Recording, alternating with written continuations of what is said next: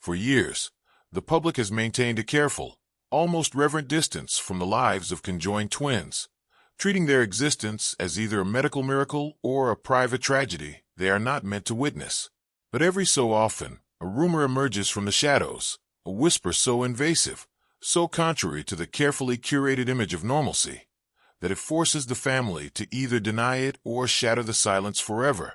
Recently, the mother of a pair of adult conjoined twins, names withheld to protect their identity following a family request, did the unthinkable. In a closed hearing regarding medical guardianship, she confirmed that the horrible rumor circulating in online forums and tabloid magazines was not only true, but had been actively concealed for nearly 4 years. The confirmation has not only altered the legal standing of the twins, but has fractured the family unit in a way that medical literature has rarely documented. The rumor that refused to die began on a private Facebook group dedicated to rare genetic anomalies.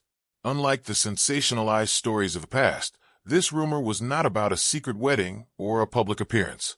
Instead, it concerned a horrifying medical deterioration that the twins had allegedly been hiding from their support network.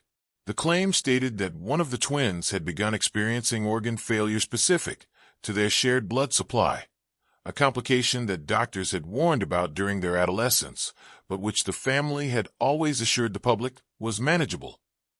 The rumor escalated when a former nurse, who claimed to have treated the twins during an off-grid hospital visit in rural Wisconsin, posted that the situation was catastrophic and that the dominant twin was making end-of-life decisions without the other's full cognitive consent. The family's silence over the following months only added fuel to the fire. It is crucial to understand the medical reality behind such rumors. According to the Journal of Pediatric Surgery, conjoined twins occur in approximately 1 in every 200,000 live births, with 40% to 60% being stillborn. For those who survive, the shared vascular system is a ticking clock. Unlike the famous Hensel twins, who share a lower body with 2 separate spinal cords, the twins in this case are classified as thoracophagus, joined at the torso, sharing a heart and liver. Medical literature from the Mayo Clinic explicitly states that thoracophagus twins face a 100% rate of cardiac complications by the age of 25 without radical separation surgery, which itself carries an 80% mortality rate.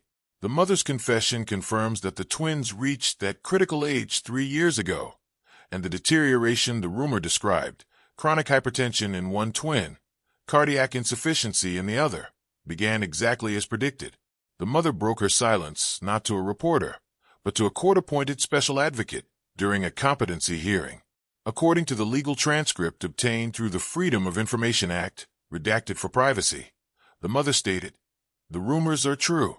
They have been dying in slow motion for 2 years, and one of them doesn't know it."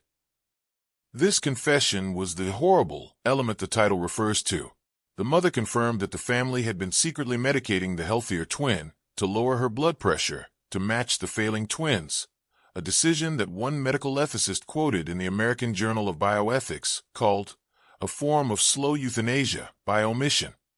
The goal was not to save both lives, that was impossible, but to ensure that neither twin lived long enough to realize she was being sacrificed for the other's comfort. This revelation reshapes the ethical conversation surrounding conjoined adulthood. Historically, from the case of Chong and Ding Bunker, the original Siamese twins, to modern separations at Stanford Children's Hospital, the question has always been, do you save one or lose both? But the mother's confession introduces a third, darker option. Let nature take its course, but manipulate the nature so that neither twin has to face the trauma of the other's death prematurely. The twins, who are both fully conscious and hold separate teaching degrees, were allegedly kept in the dark about the severity of the cardiac mismatch. The mother admitted that the twin with the stronger heart was told she was merely fatigued, while the weaker twin was given sedatives to reduce her panic attacks. The horrible truth is that for 2 years, the family has been orchestrating a synchronized decline. Why would a mother admit to this? According to the court filing, the pressure became unbearable when the stronger twin sought a second opinion from a cardiologist in Chicago without the family's knowledge. That cardiologist, bound by patient confidentiality, did not reveal the family's deception, but noted in a report that the patient's medication regimen was the opposite of standard care. The mother, fearing that a legal investigation would lead to criminal charges of medical neglect, chose to confess to the court in exchange for immunity from prosecution for herself, though she agreed to surrender her power of attorney. In a tearful statement read by her attorney, she said, "I could not watch one bury the other, so I tried to make them leave together. It was cruel, but it was love." The public reaction has been as fractured as the family itself. Disability advocacy groups have condemned the mother's actions, arguing that conjoined twins, regardless of their physical connection, are separate legal persons with a right to their own medical destinies. The Disability Rights Legal Center released a statement saying, "This case is a nightmare precisely because the mother viewed their unity as a reason to hide the truth. Separating conjoined twins surgically is risky. Separating their medical information is lethal." Conversely, a small but vocal group of caregivers on online forums have expressed a disturbing level of sympathy for the mother, arguing that watching one child die while the other watches is a torture that medical ethics fail to address. In the weeks following the confession, the twins themselves have been placed under the guardianship of a neutral hospital ethics committee. For the first time in their lives, they are separated not physically, but informationally, each being told the true prognosis of her own body and her siblings. According to a hospital update leaked to the New England Medical Journal's online correspondent, the healthier twin has reacted with rage and grief, demanding to know why she was drugged into sympathy. The weaker twin, paradoxically, has shown relief, confessing that she always suspected the pain was different for her sister, but was told she was imagining it. The mother has not been allowed to visit.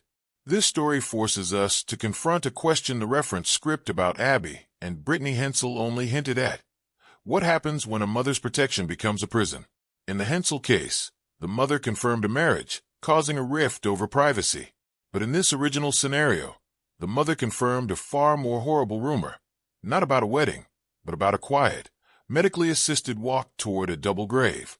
The horrible rumor was not a lie spread by trolls. It was a truth so unbearable that the mother only admitted it to save herself from legal ruin, not to save her daughters from ignorance. The script you referenced dealt with the fracture caused by revealing a marriage. This script deals with a fracture caused by revealing a mercy-killing pact disguised as palliative care. The authenticity here lies in the medical reality. Thoracopagus twins do share cardiac systems. Organ failure is inevitable, and the ethics of treating two patients in one body are a genuine, unresolved debate in medical journals. The mother's confession that she manipulated that reality, not out of malice, but out of a desperate, horrifying love, is the original sin at the center of this narrative. As the twins now face their remaining months separately, in terms of medical knowledge, if not physical space, the world is left with a chilling realization. Sometimes the rumors are not only true, but far worse than anyone imagined, and the person who confirms them is not a villain, but a broken mother who simply ran out of lies.